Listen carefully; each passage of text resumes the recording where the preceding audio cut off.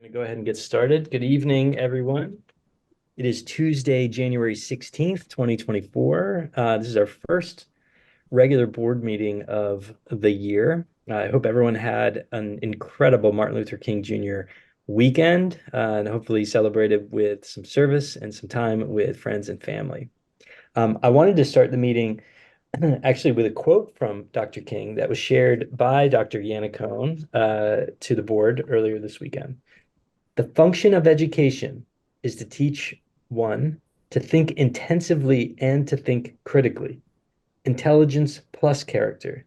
That is the goal of true education. Martin Luther King Jr. Thought that was a nice quote. So thank you, Dr. Unicone, for sharing that with us. Now let's go to the Pledge of Allegiance. We're going to do our best resetting the virtual meeting. I think we have the American flag here. All right. I pledge allegiance to the flag of the United States of America and to the republic for which it stands, one nation, under God, indivisible, with liberty and justice for all. Thank you. Just one quick announcement here.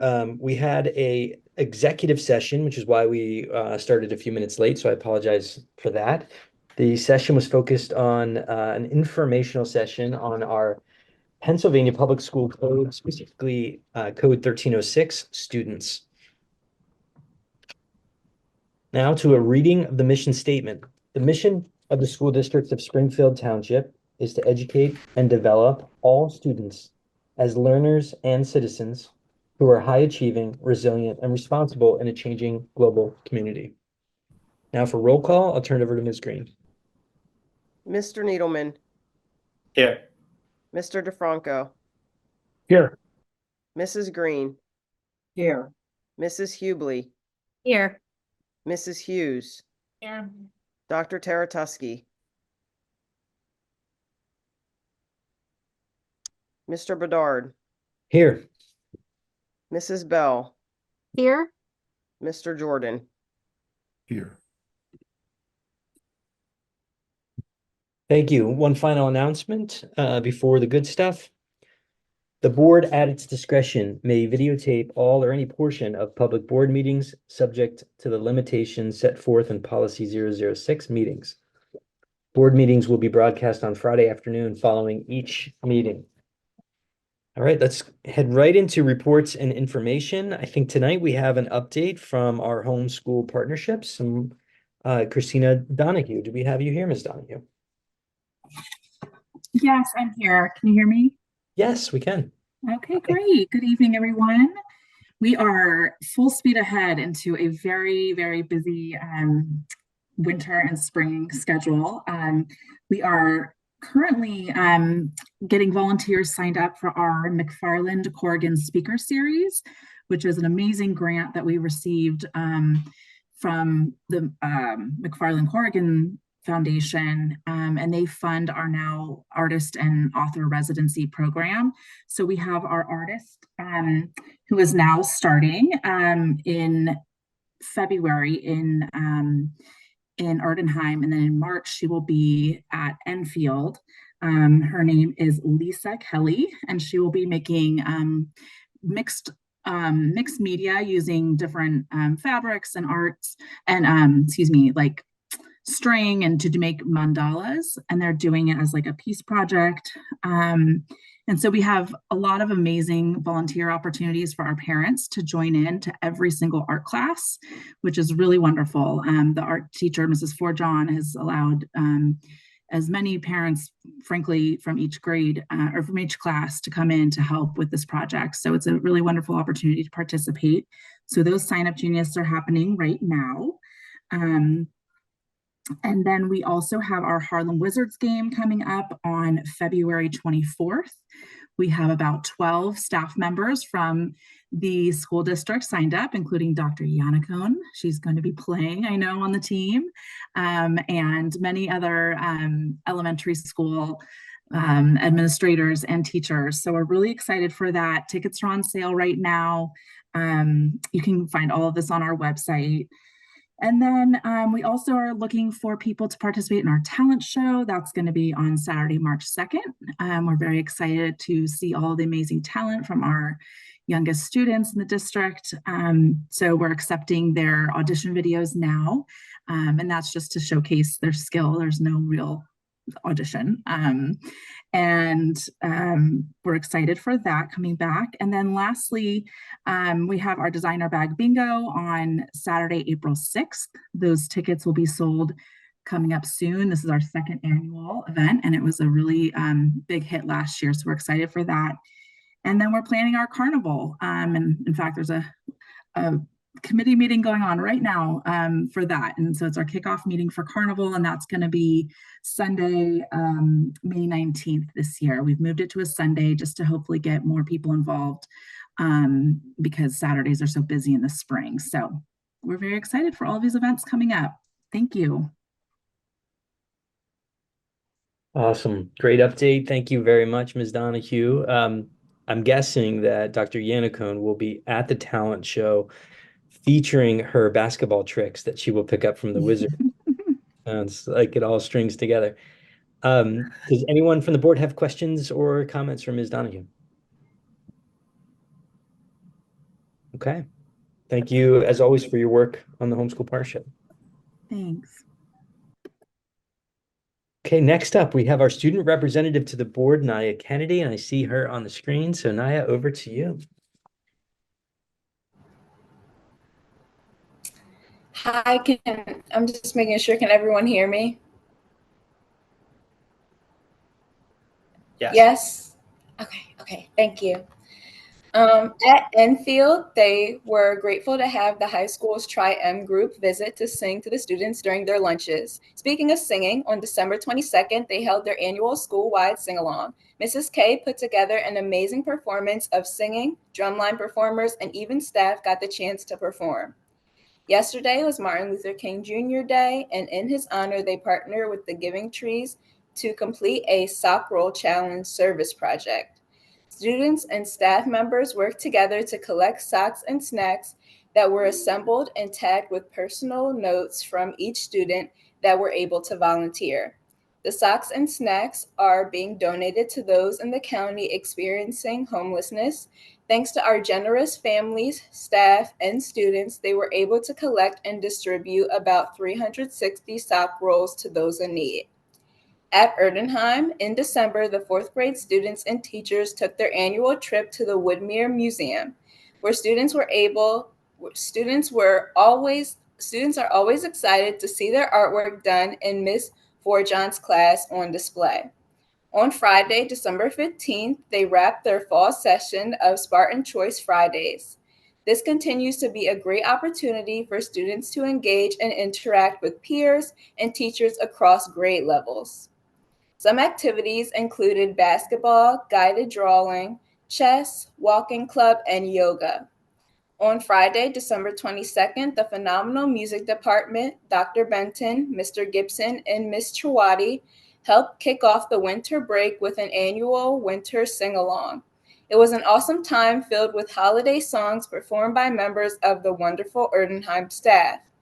As we head start the new year, students were wrapping up their STAR benchmark assessments for both reading and math.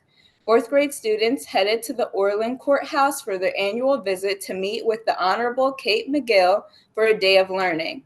This month, in honor of Dr. Martin Luther King Jr., they partnered with Enfield to participate in the Sock Roll Challenge, sponsored by the Giving Tree Foundation. As a school community, they were collecting socks, cracker packs, and granola bars during the month of January to provide small care packages for those facing homelessness. At the middle school, students will be required to sign a No Place for Hatred pledge later this month, stating that it is our collective duty to uphold the dignity of every person, foster peace and understanding, and speak against hatred. The school shall be recognized as a No Place for Hate school if at least 90% of students have signed that pledge. They started getting ready for their second annual Read for the House fundraiser, a service learning group called Read for the House seeks to benefit Ronald McDonald House charities in Philadelphia region by raising money. Along the way, students generate money for RHMC, read books, record their reading time, and receive awards. Students at STMS raised more than $4,000 last year. Last but not least, mark your calendars for Thursday, January 25th from 6 to 7:30 p.m. when the Student Services Parent and Partners Engagement event will take place. At the high school, educating students about STEM-related college degrees and job options is one of the district's STEM goals. In pursuit of this goal, on Thursday, January 4th, 5 Springfield alums spoke in the high school's auditorium about their recent college experiences. Following the panel of alumni members' questions, our students had the opportunity to speak with each member one-on-one and learn more about the particular majors during the second portion of the program. Our annual winter concert took place in the STHS auditorium on Thursday, January 11th at 7 p.m. Our jazz band, symphonic band, mixed chorus, and a cappella performed that evening. We invite you to the LGBTQ plus Parent Association's next meeting, which will take place in the middle school library on Wednesday, January 24th at 7 p.m. Join us as we hear from a specialist from CHOP Gender Clinic on parenting queer kids and a deep dive on gender expansive children. Parents of queer identifying kids and the LGBTQ plus parents and guardians are invited. The Environmental Advisory Commission of the Township and the High School Sustainability Club are organizing a clothes exchange on January 27th from 10 a.m. to 1 p.m. in the Steel Gym. Swapping out your old clothes is a terrific way to update your wardrobe without going overboard with quick fashion or creating a lot of waste. Please deliver your lightly used clothes to the high school's main office till then. We are searching for business wear, sweats, dresses, skirts, shirts, jeans, shorts, shoes, and jewelry. On Thursday, January 25th, the second marking period will come to a close. Monday, January 29th is the start of the third marking period, and students will not have class on Friday the 27th, and the distribution of report cards is scheduled for Thursday, February 1st. That's all I have for tonight. Thank you. Wow, that's all you have, because that was a lot. Thank you, Ms. Kennedy. Any comments or questions from the board on student updates? Awesome. Always so much going on. Really appreciate the detail there. Okay, we'll have a property committee report update from Mr. Neil DeFranco. Thank you. We're actually going to do two property committee updates because we've had two property committee meetings since our last board meeting. Starting off, we had Wednesday, December 13th, 8 a.m. via Zoom. In attendance, myself, Miss Bell, we had Dr. Yannicone, we had Mr. Thorne, Miss Green, and Miss Jenko. We had also student rep, Chase Rubencam, and then our special guests, Doug Taylor from Dewey Engineering, and then David Schrader and Dan D'Amico from the Schrader Group. This meeting was open to the public. Topic of discussion, the middle school renovation and additions project. We reviewed an update and next steps. Conceptual drawings and preliminary plans had been presented to the township representatives as part of the permitting process ahead of a planned township commission review that's happening this month. We also had an architect presentation. The design team discussed timelines, budget, and reviewed the preliminary sketch plans with us. Some of you may be aware and may have attended that there was a public meeting last Wednesday.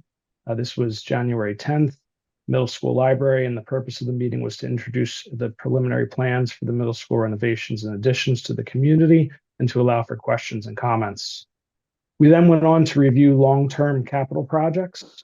Current projects, we reviewed all ongoing projects, including the stadium scoreboard, the new middle school accessibility chairlift, Erdenheim and high school cameras, the HVAC unit controllers, and LED lamps. Upcoming projects for the summer 2024 include the Erdenheim accessibility ramp and safety fencing, high school roof replacement phase 2, maintenance building garage door replacement, transportation facility maintenance and repairs, new utility pole and main electrical equipment, high school pool soundproofing, sidewalk and concrete repairs, classroom and office painting, Erdenheim hallway painting, stadium timing systems for track and field, and the high school LGI renovation. Anticipated projects going forward for 2024 through 2025 and beyond include the high school roof replacement phase 3, HVAC units at Erdenheim and the middle school, furniture at Erdenheim and the middle school, Enfield stairs and the ramp at the rear entrance, the high school tennis courts resurfacing, middle school tennis courts, base repair and resurfacing, high school pool ceramic tile replacement, high school bathroom countertops, fixtures, and partitions, and the transportation facility. Finally, on the agenda was the Dewey Engineering Agreement coming up. This is a long-term planning assessment. This will be for a 10-year capital improvement plan to encompass all aspects of the district facilities. They'll prioritize which projects should be completed in the short term versus long term, along with budgetary data to assist with financing allocations. The initial cost will be $45,000 with annual updates under a retainer structure. The retainer structure is a fee schedule that has been developed in accordance with our current contract, along with a monthly not to exceed amount for services. Long-term planning assessment and retainer services are on the board agenda for a vote this evening. We had one public comment at that meeting, and at the time, we didn't have future meetings. Moving on, we did have a future meeting, well, in the past now, January 5th, 8 a.m. It was Friday via Zoom. At this meeting, myself, Ms. Bell, Mr. Needleman, and our administrators, we had Dr. Yannicone, Mr. Thorne, Ms. Green, and our student rep, Jace Rubicam. Special guest for this meeting was Mr. Doug Taylor from Dewey Engineering. This meeting was also open to the public. The purpose of the meeting was to advance professional service agreements with vendors to advance the middle school additions and renovations project. These agreements are on the board agenda tonight and include geotechnical investigation services. This is going to be for David Blakemore and Associates. They were the lowest responsible bidder with a cost not to exceed $25,000. Geothermal testing services. This is for Morrison Geothermal Inc. They were the lowest responsible bidder at a cost not to exceed $19,240. And finally, for utility location services, GPRS was the lowest responsible bidder at a cost not to exceed $18,700. These costs were all part of the initially proposed soft costs for the project and are not new expenditures. There were no public comments at this meeting, and there are no future property committee meetings at this time. Any questions? Thank you. Thank you, Mr. DeFranco. It was like we were in the room in those meetings. Very detailed. I appreciate it. So too detailed. There's a video too.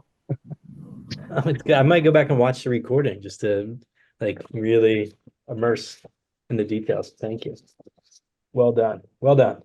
Now on to our policy committee report. We'll have Ms. Carla Green. Okay, and speaking of watching the recording, I do encourage everyone to go back and watch the recording of the latest policy meeting. There are 5 policies that we did discuss, but they are quite detailed, so I'm only going to briefly refer to them on this evening. Attending the meeting on December 15th was Dr. Yannicone, Superintendent of Schools, Dr. Lutz, Director of Support Services, Mr. Jordan, Board Member, and myself, Ms. Green. First policy that we're going to look at, and just to remind you that these policies are being revised following recommendations from the School Board Association, updates in state and federal law, and best practices. Policy 006 refers to meetings. There are some changes in regarding the voting section, so do ask you to refer to that. I do want to just mention, though, added back in that current policy is a statement regarding the option of a fully virtual meeting in the event of emergency conditions, including weather, such as one this evening. So that is also included in policy 006. In policy 216.1, supplemental discipline records. It's been on hold for some time, and this is a new policy for our school district. Revisions are based on the PA code, release of information to school. The juvenile probation office is required to provide notice to building principal and his or her designee upon finding a juvenile who is enrolled in the school entity to be delinquent.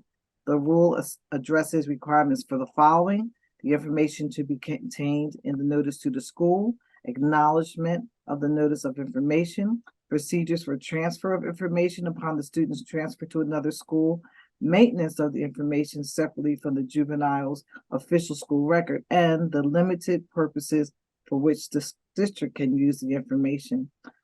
Third policy 251, students experiencing homelessness, foster care, or other educational instability. The only revision to this policy is regards to students with disabilities section. And there's a paragraph that was revised to state that students experiencing educational instability who have an IEP shall maintain the right to special education and the right to graduate either through attainment of credits or through the completion of goals established in their IEP in accordance with applicable law, regulations, board policy, administrative regulations, and state guidance.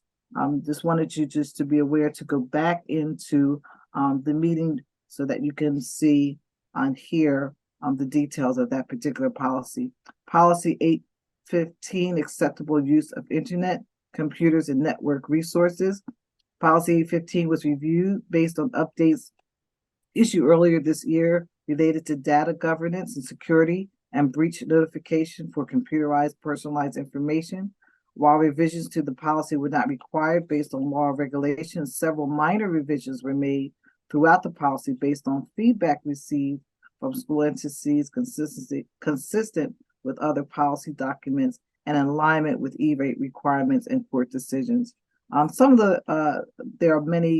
some revisions to the policy, but I do want to just emphasize a new section on accessibility for district websites and web pages was added for consistency with similar language in policy 816 on district social networking.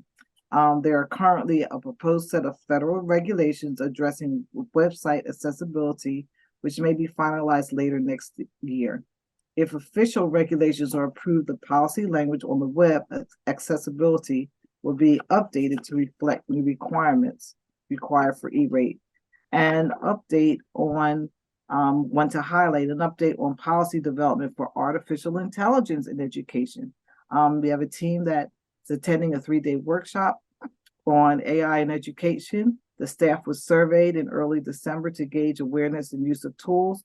The summary of survey and educational guidance is going to be shared with the staff this month, and there will be a committee formed to review potential policy and practices guidance for staff to begin in September 2024. So our district is up to date on AI as we move forward, and this becomes more present in the educational system.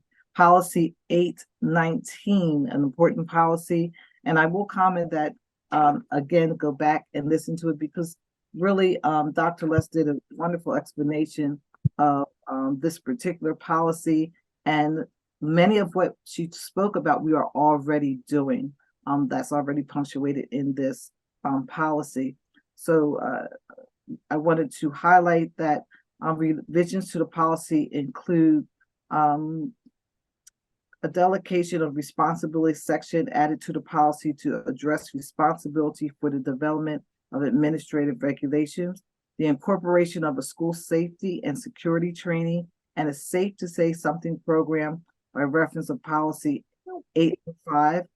And we already know that we are part of the PA hotline, which is a 24/7 line that informs us. So we are already doing that. There are updates to the sections of the policy related to methods of prevention, methods of assessment, intervention, and methods of response to suicide attempt or suicide to provide clarifications and collaboration between threat assessment team and the crisis response team. There are expanded and updated links to suicide awareness, prevention, and crisis resources. And so we do encourage you to go back and review that. All policies were also reviewed by our solicitors team. There were no other attendees to the meeting. And so we do encourage you to please join us at the next policy meeting when that date is given. Thank you. Well done, Ms. Green. Any comments or questions from the board on the update on policy committee? I do have one clarifying question. The 5 policies that we're voting on tonight, thank you for the overview and detail there. Some are written as first readings and others do not say first readings. So I just wanted to clarify, are we approving final revisions on a couple of these? And maybe that's a question for Dr. Yannicone. Yes, the answer is that if they are minor revisions, then only one reading is required. If they are more substantive revisions, or if they're a first-time policy, as 216.1 is, they require 2 readings. Great. Okay. I will just make sure I clarify that in the overview. Okay. Thank you. Okay. If no other questions or comments, seeing none, I will turn the microphone back over to Dr. Yannicone for our superintendent report. Thank you very much, Mr. Bedard. I'm going to begin actually with something very similar to Naya's report, and that is heading back into the 2023 year. It was an amazing year of giving in Springfield Township, and after I met with Dr. Lutz to hear about all the donations that were provided on behalf of our students through the really tireless work of our social workers and our school counselors, I thought it was important that the board and the community know how generous our community has been on behalf of our students. So just a few items. Our EEHSP, and you heard from Christy O'Donoghue earlier tonight, donated through the Spartans Care Fund $3,505, all going to students. We had $3,400 donated by building staff across the district for gift cards and cash that was provided to families in need. Grace Point Church donated $175. Shane's Kindness, $1,000. Catalfano Brothers, $500. The In Memory of Piper Silberman account, which was created last year, has donated $2,000. Acme, through the sales of merchandise, donated $4,025. And 78 holiday meals were donated by the Springfield Township Police. And that's just a sampling of the donations that our families in the district received over the course of the holiday season. So just wanted to recognize the generosity of our staff, our families, and our community in making sure that all Springfield families had what they needed to do well this holiday season.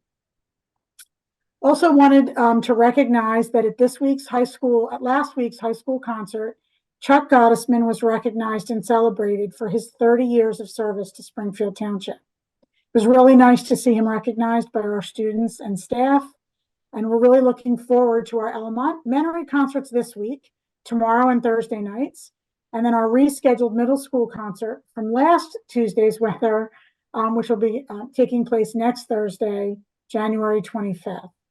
We also have our district art show on display in the high school lobby throughout this month, and that can be enjoyed when you're entering or leaving any of the concerts, all of which again take place in the high school auditorium. I also want to recognize and thank our transportation department and our facilities department, who, while the rest of us were waiting for a phone call, or in my case, having conversations about whether or not to make a call this morning, our facilities department and our transportation department, rain, shine, snow, ice, whatever the weather is, they make sure that they are in typically between 4 and 5 o'clock in the morning in order to make sure that buses are defrosted, that sidewalks are salted, and they also do an evaluation of our township roads to determine and help me to make a decision about whether or not we need either a delayed opening or a full snow day as we had today. And as hopefully our families know at this point, about 45 minutes ago, I sent out a notice that we will have a 2-hour delay tomorrow morning out of an abundance of caution for the extreme cold. and the refreezing that we anticipate over the night. So we'll hope for everyone to have a safe arrival to school tomorrow on a 2-hour delay. And that'll conclude my official report. And then our Spartan Spotlight this evening is the Year 2 report of our Equity Action Plan. I'm very happy to present on behalf of the district's administration and staff who have really worked collaboratively to focus in 2023 on the second year's goals of our Equity Action Plan. And so I am going to share my screen and begin a presentation for you.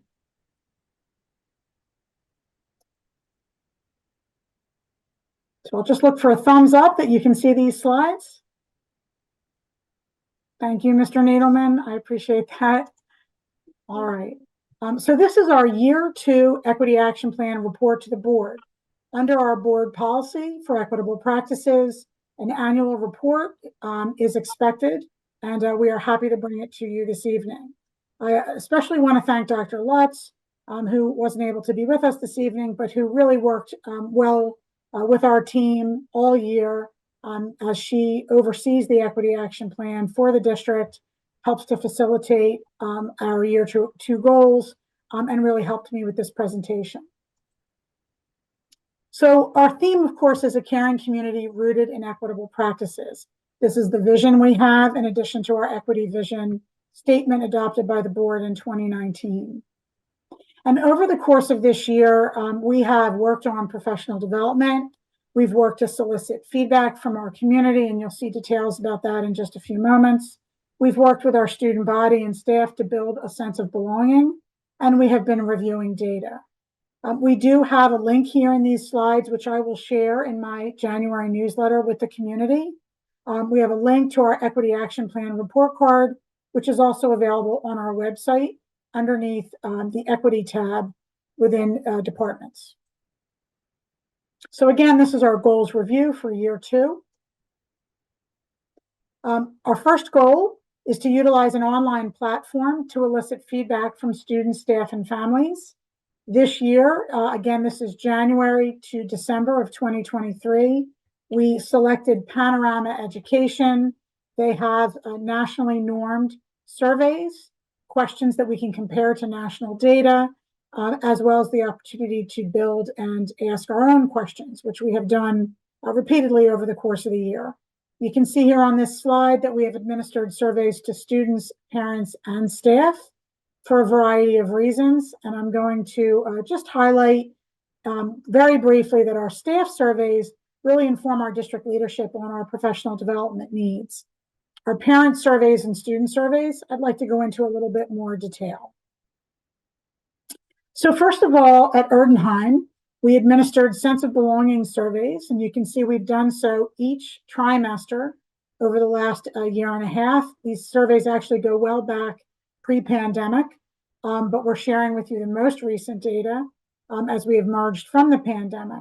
So students were asked, do they have a sense of belonging at school? And you can see we are very happy with the overall results that nearly all students feel a positive sense of belonging. Second question that was asked was, do you have an adult who you trust to go to if you had concerns or needs or were worried? And again, very strong positive results for trusted adult at Erdenheim. And then lastly, do you feel safe at school? We know that a sense of belonging and a sense of safety correlate to students' ability to attend to school, to be focused on their schoolwork, and ultimately to achieve at higher levels. And so we were very happy to have these questions asked in our Erdenheim Belonging Survey and really happy with the results. At the middle school, similarly, we saw very positive results for the same 3 questions, well over 90% with most questions and most administrations. This is an excellent rate based on national norms. And at the high school, once again, very positive results for all 3 questions.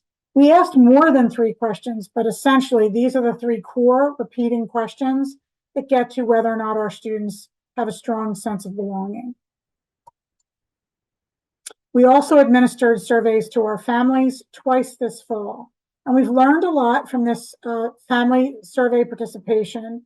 We've had feedback from our EEHSP this month, as well as feedback from our parent advisory that is district-wide, and our Multicultural Parents Association parents in December. We were not thrilled with the overall rate of return when we initially looked at it. As you can see, the relationship survey, we had between 25 and 30% of families participating, and the academic survey, a lower percentage. And these were administered in October and November, respectively. October for the relationship survey, November for the academic survey. Some of the feedback we got was around the time of year. Some was around spreading them out further apart, and we will certainly take that feedback. And we're also going to go back and take a second look, because one of the comments from families, and we certainly understand this, is that if you're administered an individual survey and you have 3 children across 3 schools, you may choose to only answer the survey once for one of those children rather than repeatedly answering the same survey for each child. And as a result, the rate of participation may actually be closer to 50%, which frankly, based on national voting standards, would be a pretty good rate. And so we're going to continue to dig into our family survey participation and continue to find opportunities for our families to engage with us in giving us good feedback. So one of the things that was interesting about the comparison of the parent results as compared to the student results is that you can see a real disparity in 2 of the 3 categories. So with regard to sense of belonging in yellow here, you can see that on average in our district, 95% of students reported that they felt like they belonged at school, but only 68% of parents had the same response. So this causes us to think a little bit about what are the perceptions of parents and what are the reporting features of students. To what extent are we getting fully accurate information? And so we're going to continue to dig into this. But again, the goal was to survey. And so I want to share with you that we certainly have done that this year. You can see a similar disparity with regard to having a trusting adult. So our students report a significantly higher rate of confidence for having an adult they would go to in the event of needing to talk with someone. Parents had a lower rate of confidence.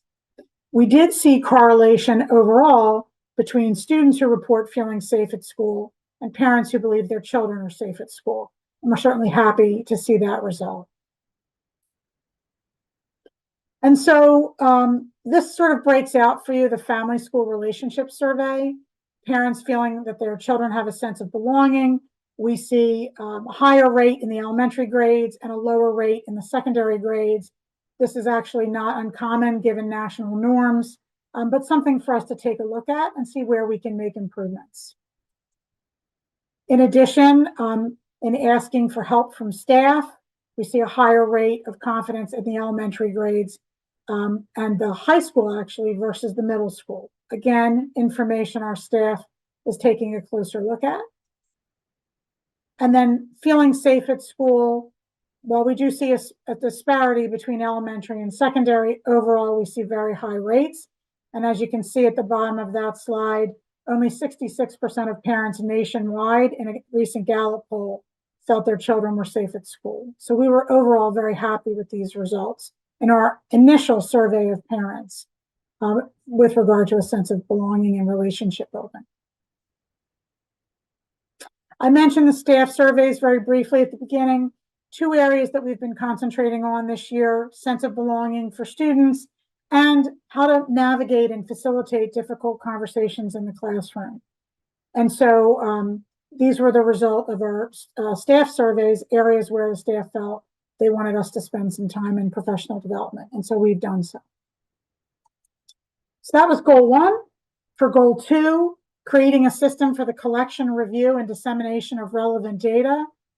We have identified a data protocol, and we've asked standardized and targeted questions for these data points. We've also focused on socioeconomic status, and I'll talk about that a little bit more in a moment. We have been working to share information with the community through presentations at academic affairs. And we've also worked on reviewing at each of our buildings, what do we need to do in order to continue to make positive improvement in all areas. So I mentioned that we focused this year on socioeconomic disadvantage. There's a reason for that, several reasons actually. In the past 10 years, our percentage of students who identify as having socioeconomic disadvantage through several different means has grown from 14% in 2013 to 23% in the last year. That is a significant increase in the percentage of students who have more significant needs. And so as a result, we really felt that it was important that we start there with our equity work in disaggregating data and working to make improvements.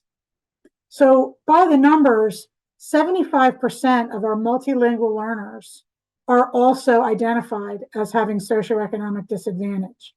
55% of Hispanic students, 46% of Black students, 41% of Asian students, 33% of students with a disability, 25% of multiracial students, and 14% of white students. And so you can see that there's a real cross-section within that 23%. And so we felt that this was a way for us not only to address the needs of students with socioeconomic disadvantage, but also a significant majority of our students from other demographic groups. There are also some additional considerations with regard to socioeconomic disadvantage. In addition to strictly economics, there are students who are experiencing homelessness or family instability or are in and out of foster care. And these are students who are also held within that 23%. And so just want to make sure that the board and the community understand why we identified this particular demographic group as an area of focus in 2023. So here's some academic data that highlights some of the disparities between general education students, and that would be the 77% of students who do not identify as socially economically deprived, and economically disadvantaged students. You can see here, this would be our ELA PSSA results. You can see disparity through and coming out of the pandemic. Now we are seeing a rebound from our economically disadvantaged students in the ELA from during the pandemic to following. And we're happy to see that. We're going to continue to work to raise all boats. But in particular, we are looking to also close that gap. You see those ELA results as well in the middle school and a similar gap. In mathematics, we also see gaps between that 23% and the 77%. We're seeing a slow and steady rebound from the pandemic, but obviously all of these numbers, all of these percentages of proficiency, we are working to raise coming out of the pandemic. And again, I'll mention for those who did not participate in academic affairs, these numbers coming through and out of the pandemic are lower, and they are lower statewide. The PSSA results in science are much improved for the general ed population, and at the middle school, closer overall between economically disadvantaged and the general ed population. We are seeing a rebound at Erdenheim, and we're going to continue to work to improve the performance in all academic areas on the PSSAs. In the Keystone exams, we're also seeing some disparity in literature and biology. And again, while we are moving up and out from the pandemic, we are looking to see continued improvement in these areas. And in mathematics, while we have an interesting anomaly at the middle school, where a little bit better than half of our students have taken the algebra keystone, we actually have one area last year where our students with economic disadvantage actually outperformed the general education population. But there's not much of a gap there at the middle school, which is terrific news and a tribute to what's been done there.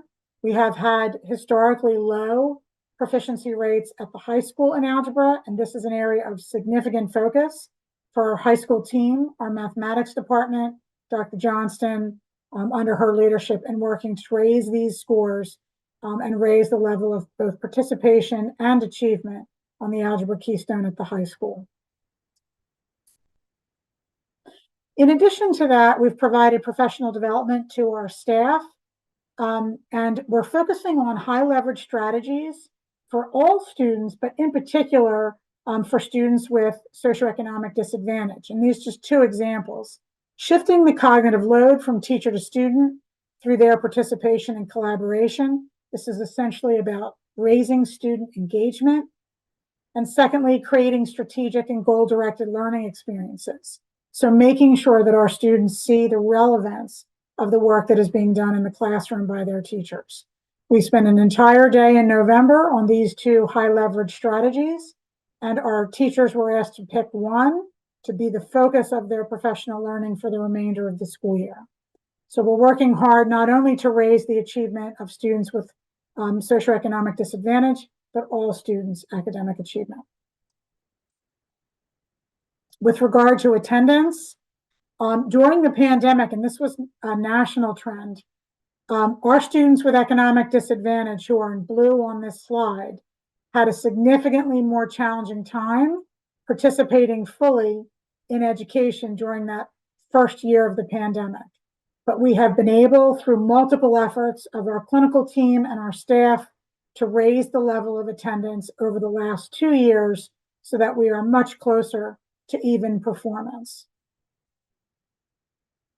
When that's disaggregated and broken out by school, you can see that we had overall excellent attendance at Enfield over the last 3 years. And while we had excellent attendance at Erdenheim, we did see that dip in the first year of the pandemic for our students with economic disadvantage. At the middle school, we saw a smaller dip, but we did close that gap over the last 2 years, as we did at the high school. So you can see that while there's a small gap in the overall attendance, we've worked really hard over the last 2 years to make sure that our students are getting to school. And with regard to discipline, which we also disaggregate by these two programs, you can see that the percentage of students across the district who have any kind of a disciplinary referral, there is a gap between students with economic disadvantage and general education. That's actually a good thing in this case, but we want to see that the percentages are more appropriately reflective of the total population. And so we're going to continue to work on this to see what we can do from our second step curriculum and our pro-social activities and our restorative practices and responsive classroom work to make sure that our students from all backgrounds are feeling fully comfortable at school and are able to be fully engaged in positive ways. You can see the overall district suspensions by program. Again, this is an area for us to take a close look at this spring and see what we can do to better reflect equitable distribution of district suspensions by programs. So the third goal was to create a course overview with language accessibility. We have done that, and I've provided links in these slides that, again, will be shared with the community. We were able to accomplish that fully, so we have language accessibility and guides at all levels.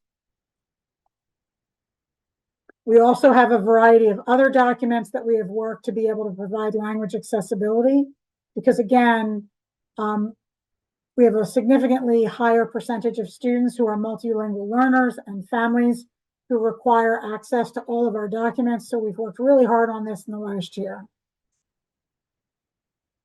Our fourth goal was to provide improved communication and improved website accessibility. And in this case, we have worked on our weekly building communication, all using a document, SMORE, which is able to be translated in over 100 languages, which has been a great improvement for many of our families. We have worked on our accessibility features of the website, including for those who are sight impaired. And we have provided additional avenues such as School Messenger and talking points to allow all of our families to feel like they can understand and have full accessibility to communications that come from the district.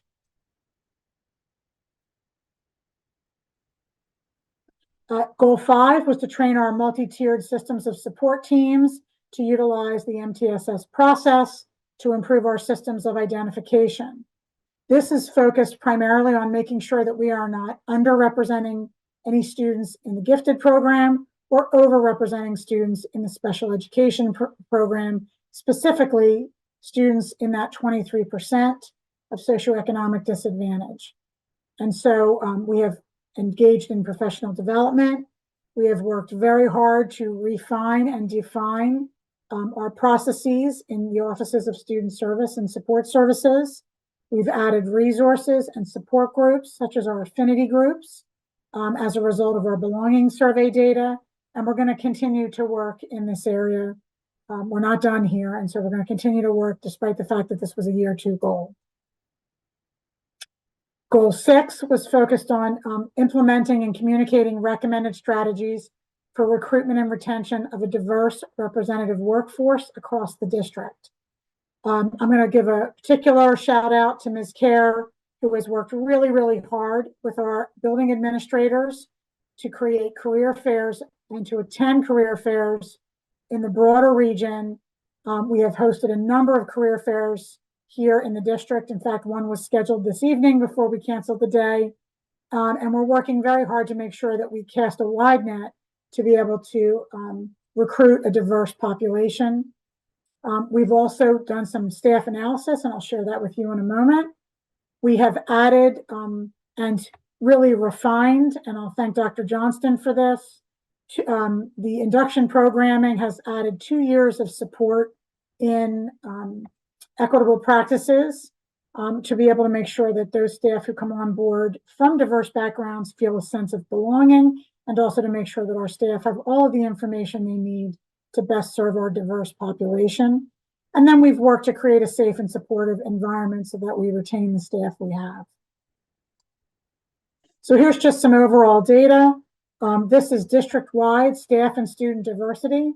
I think it's important to share with the board and the community that the only way that we can currently legally identify staff is by race. There are no other dimensions of identity or diversity that are able to be reviewed without a survey of the staff.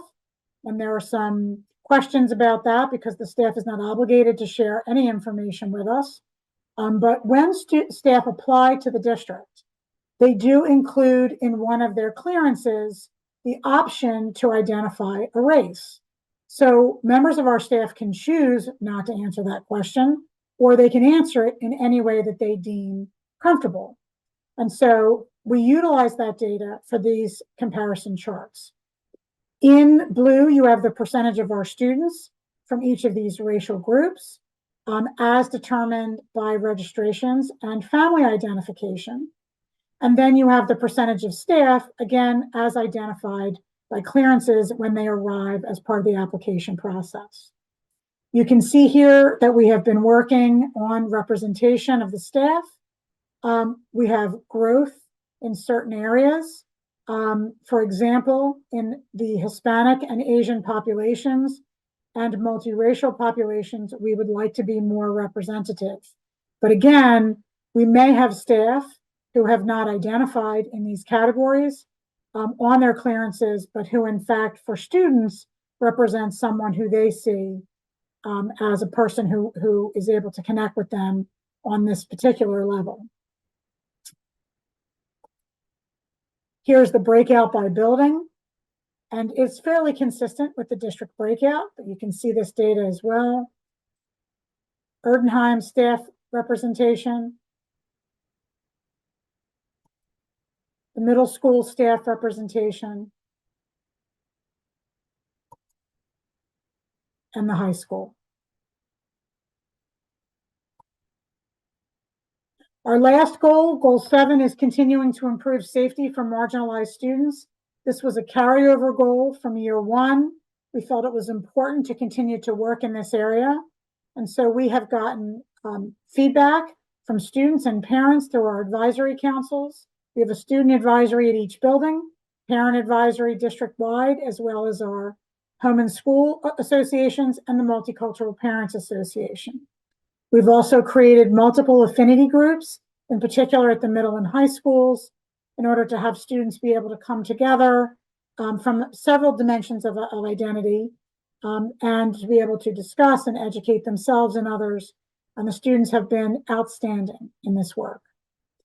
We've added, obviously, several years ago, the K-8 second step curriculum, and that curriculum teaches students some express skills in being able to provide safety for everyone and a sense of belonging.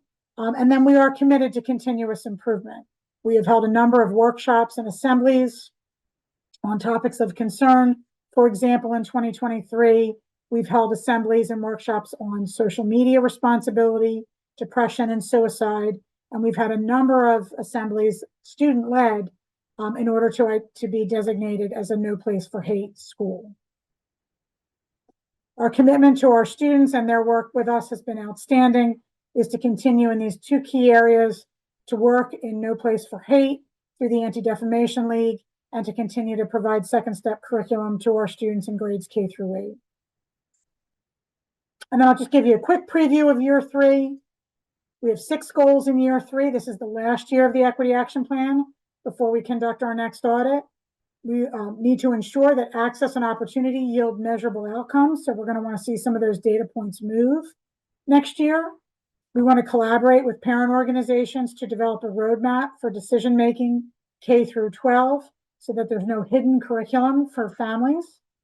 We want to explore scholarships and reduced fees and sibling childcare to make sure that our high school students and secondary students have access to extracurriculars. We want to work with parent organizations to grow what was called the Ambassadors Program, but is essentially a new families welcoming group to help them learn to understand and navigate the systems in our district. We want to identify, review, and report on primary indicators of growth and achievement.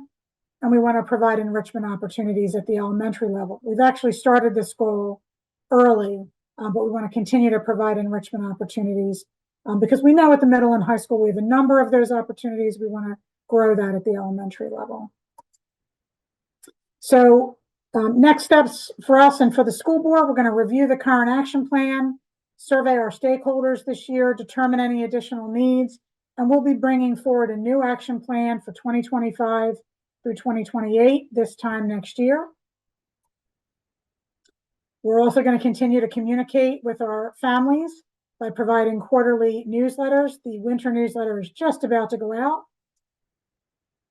And I appreciate that Mr. Bedard started the meeting with a quote from Dr. King. And certainly it's no accident that we wanted to make sure that around the anniversary of Dr. Martin Luther King's holiday, that we make sure that we are providing an update to the board.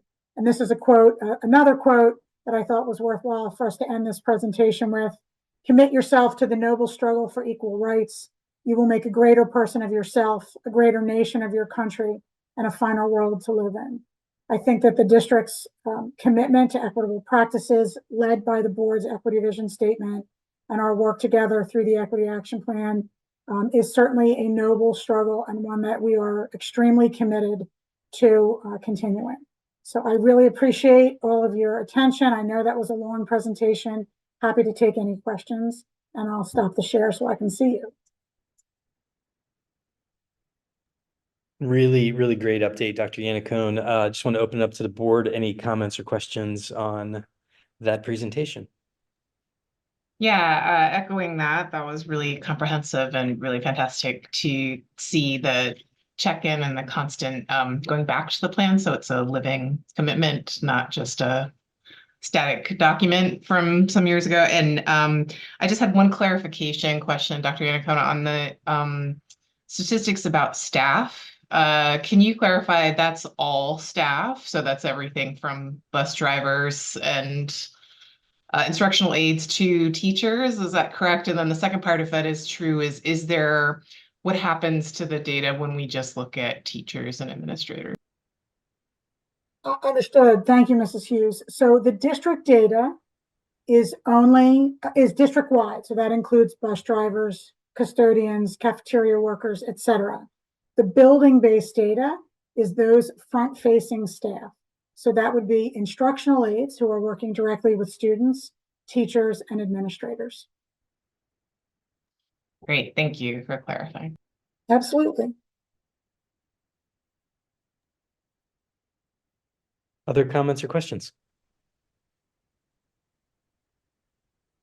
Well, I think Ms. Hughes said it really well. Like, I love the fact that this is a living document, that we revisit it with a full report every year, and excited to kick off the work for the longer term action plan after we audit the movement of these metrics. So great job. Thank you for the update.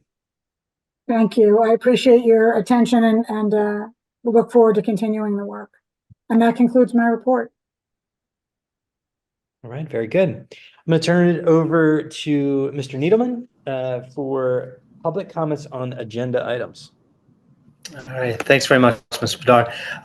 We are doing things a little bit differently because of the weather, so I'm going to ask if anyone who is joining us online wants to make a comment on an agenda item tonight, please raise your hand and let us know. While we're allowing a little bit of time for that, I do just want to remind everyone, please let us know where you live in the township, and we do have a 3-minute time limit on comments. Again, reminder, this is not a question and answer session, really just an opportunity for the public to make a comment on an agenda item. That said, I've babbled long enough. It looks like Stephen Heverin has his hand up. Mr. Heverin, do you want to go ahead? Sure, thanks. Can you hear me? Yes, indeed. Please let us know where you live in the township. Yep. Stephen Heverin, 1213 Bergen Road, Orland, and I'll make it quick. I'd like to thank the board for, regarding the presentations for the changes to the middle school. Thank you for the thoughtful engagement and gathering feedback. Beyond taking consideration the changes needed to support students, teachers, and improve their educational environments and extended support needs. As a parent, resident, and member of the Township EAC, I'm thrilled that you're including sustainability as part of these changes.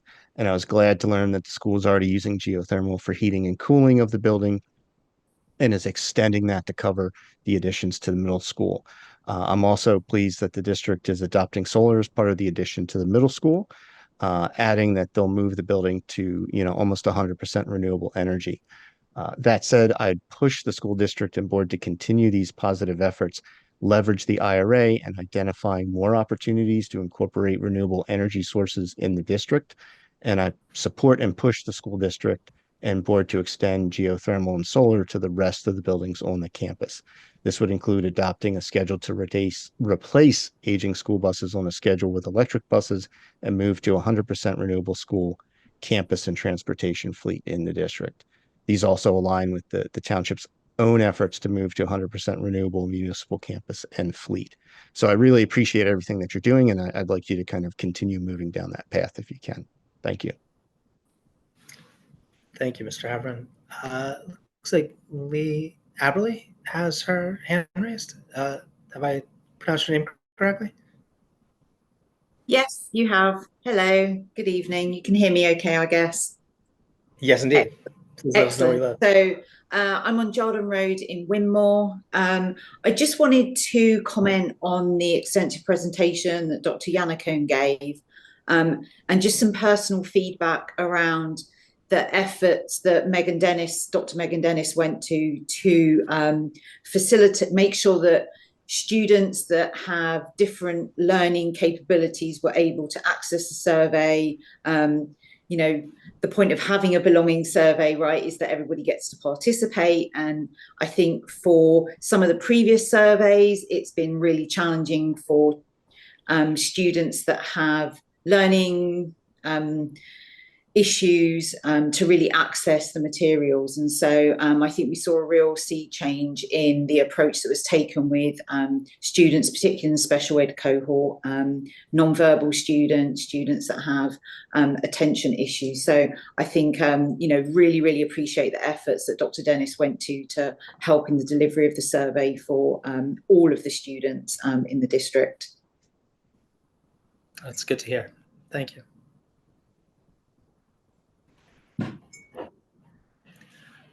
Thanks very much. I don't see any other hands raised. Does anyone else wish to make a comment on an agenda item tonight? All right, back over to you, Mr. Bedard. Thank you. We're going to start this meeting with some approval of minutes and treasurer's reports. I'm going to go ahead and collapse these sections. We combine the approval of minutes and then we'll do the treasurer's report separate. So first up, we have approval of minutes from our December 5th, 2023 reorganization and hybrid board meeting, as well as the approval of minutes from our December 5th, 2023 regular hybrid board meeting. Is there a motion on these two sets of minutes? Motion.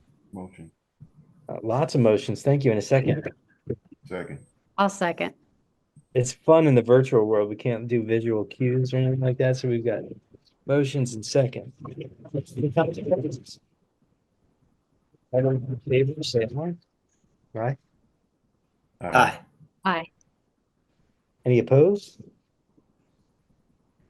Thank you. Our minutes will pass. Next up is our treasurer's report. So we have two of these reports as well. First up is the approval of the treasurer's report for the month ended November 30th, 2023. And the next is for the approval of the treasurer's report for the month ended December 31st, 2023. Is there a motion for these two treasurer's reports? Motion. Thank you. In a second. Second. Any comments or questions on the treasurer's report? Great. All those in favor say aye. Aye. Aye. Aye. Any opposed? Okay, we will pass our treasurer's report. Moving to human resources, we have our personnel file. The Board of School Directors approves the following personnel as presented in the attachment: administrative personnel, professional personnel, support personnel, temporary personnel, extra pay for extra responsibilities for 2023 and 2024, conference workshop attendance. Per the file attachment. Is there a motion? Motion. Motion. Thank you. In a second. Second. It's a race on the virtual meeting. Any comments or questions on our personnel file? Okay, all those in favor say aye. Aye. Aye. All opposed? Say nay. And any abstentions? Personnel file will pass. I'm going to move into academic affairs. We have three topics. First is international student trip. The Board of School Directors approves a student trip to Berlin, Prague, and the Alps from June 18th, 2025 to June 27th, 2025. Is there a motion? Motion. In a second. Second. Any comments or questions on the trip to the Alps and surrounding wonderful areas? I'm assuming anyone signing up for the trip will know where in the Alps they'll be going, because that's a big mountain range. It's a detailed itinerary. Yes, Mr. Yes. All those in favor say aye. Aye. Aye. Aye. Any opposed?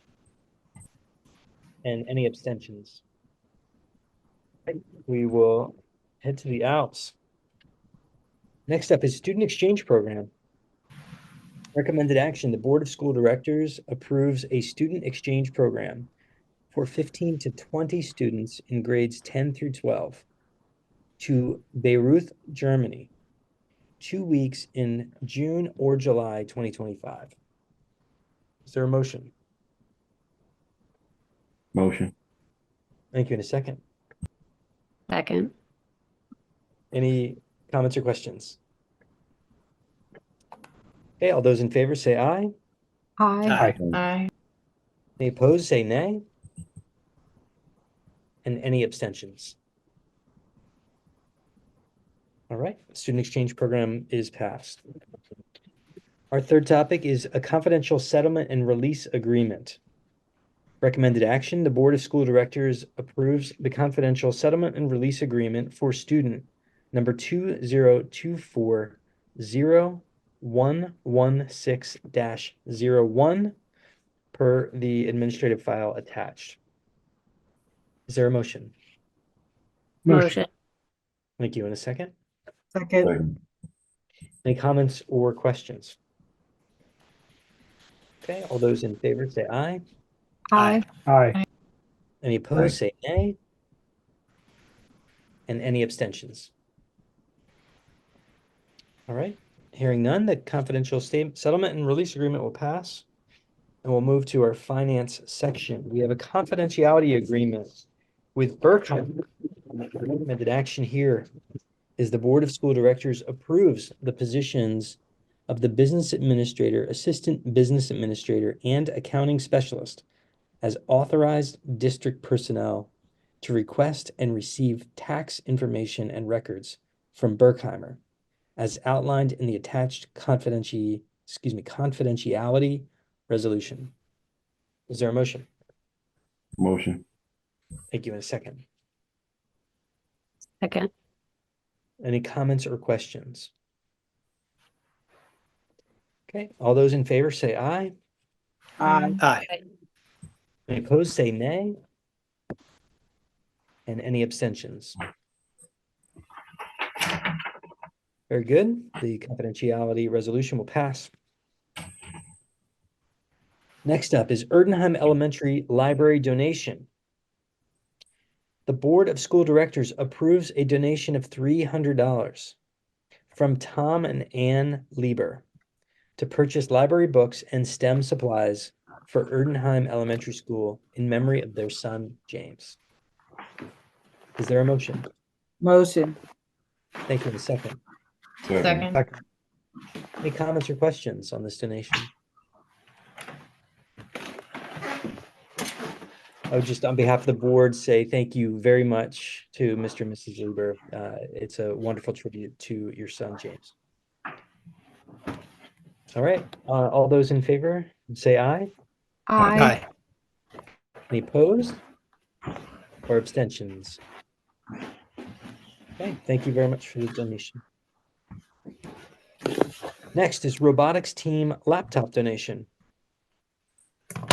The Board of School Directors approves the donation of a Lenovo Yoga 7i laptop to the district's robotics team, Cyber Spartans, for use with Android Studio as well as graphic design. Is there a motion? Motion. Thank you. In a second. Second. Any comments or questions? Again, on behalf of the board, I'll say thank you very much for donation. This sounds like an incredible little computer. And all those in favor, let's say aye. Aye. Aye. And any opposed? Or abstentions? Okay, thank you. The laptop donation will pass. On to policy, where we have the 5 policy revisions discussed at the upfront. We'll start with revised policy 006 meetings to be approved as recommended. The recommended action here is Board of School Directors approves the revision policy 006 meetings as recommended. Is there a motion? Motion. Thank you. In a second. Second. Any comments or questions? All those in favor, say aye. Aye. Aye. Any opposed, say nay. And abstentions? Will pass. Next is a first reading of policy 216.1. Reminder, this is new policy. The Board of School Directors approves the first reading of policy 216.1, supplemental discipline records, to be approved as recommended. Is there a motion? Motion. Thank you. And a second. Second. Wonderful. Any comments or questions? All those in favor say aye. Aye. Any opposed say nay. Or abstentions? Very good. First reading will pass. Third, a revision to policy 251. The Board of School Directors approves the revision to policy 251. Students experiencing homelessness, foster care, and other educational instability, and to approve as recommended. Is there a motion? Motion. Motion. Thank you. In a second. Second. All those in favor, say aye. Aye. Any opposed? Thank you. Any opposed, say nay. And any abstentions? All right, revised policy 251 will pass. Next is revised policy 815. The recommended action here is the Board of School Directors approves the revisions to policy 815, acceptable use of internet, computers, and network resources as recommended and written. Is there a motion? Motion. Thank you. In a second. Second. Any comments or questions? Okay, all those in favor of the revisions, say aye. Aye. Aye. Any opposed? And any abstentions? Very good. And our final policy here is a first reading of policy 819. Recommended action, the Board of School Directors approves the first reading of revisions to policy 819. Suicide awareness, prevention, and response to be approved as recommended. Is there a motion? Motion. Thank you. In a second. Second. Any comments or questions? Okay, all those in favor of the first reading, say aye. Aye. Aye. Any opposed? Or abstentions? Very good. All the policy revisions will pass. Moving on to property.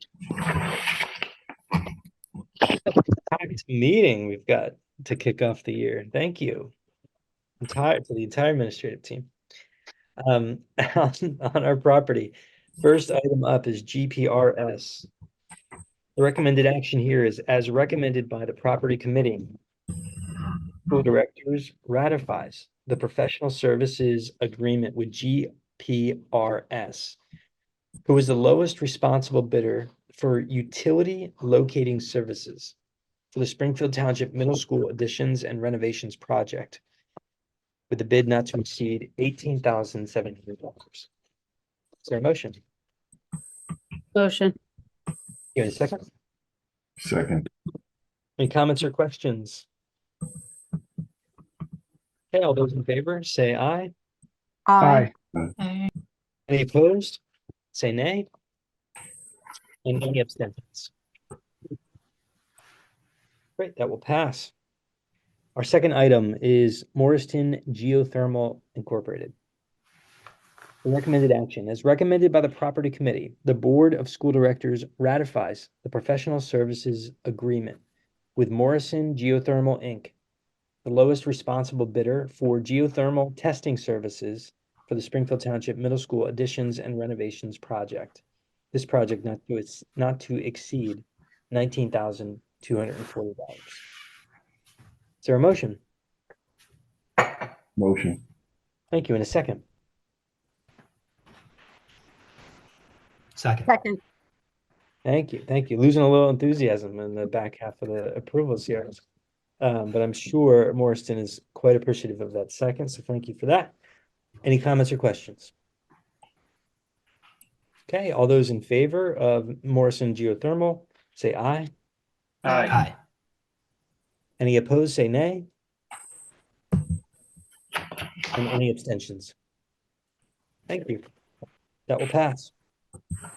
Next, David Blackmore and Associates. The recommended action here is as recommended by the property committee. The Board of School Directors ratifies the professional services agreement with David Blackmore and Associates, the lowest responsible bidder for geotechnical investigation and construction testing services for the Springfield Township Middle School additions and renovations project.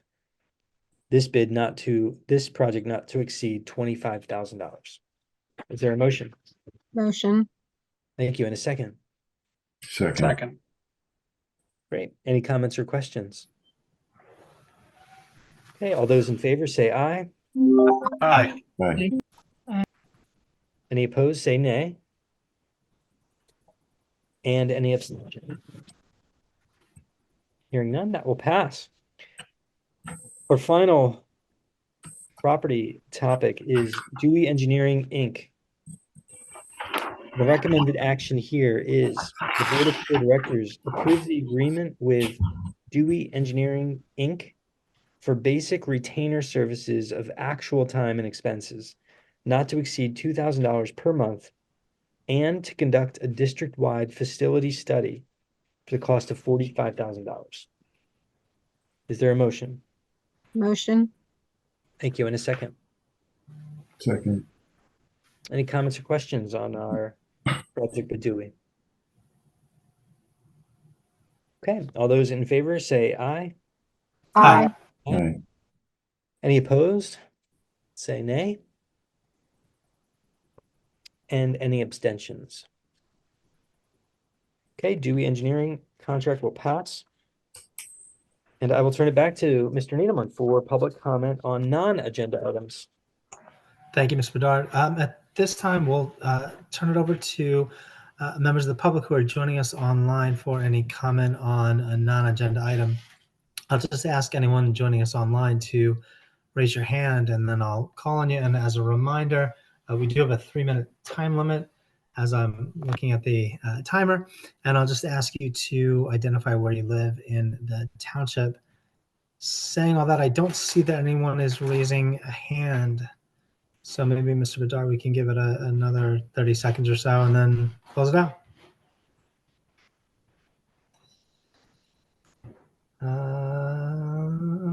Okay, 30 or shorter than that. All right, I don't see any hands raised, so I think we can close this out. Thanks, Mr. Bedard.